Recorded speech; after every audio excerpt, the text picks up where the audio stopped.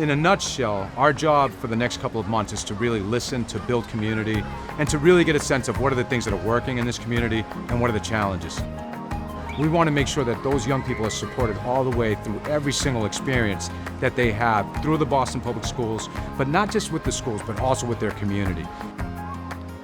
It's exciting to have the opportunity to be on the ground in the neighborhood with the families and the schools, and to cast a very wide net that draws people into relationships in different ways. We're trying to create a third space, and what I mean by that is a space where families, communities, and educators all work together, where they begin to understand that the focus is the young person and that they alone can't do it. We really need the voices of families and communities to make sure they tell us what their vision is for this region.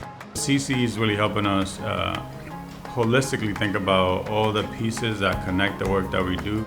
We're really involved in the work that we do, but I don't have time to meet with every teacher, every parent, every kid, every adult that works with us. So CC is helping us really have that opportunity for them to hear from everyone's perspective. And really it's about hearing your voices, because that's really what it's all about. Building voice and ownership to make sure that this region and that this community thrives.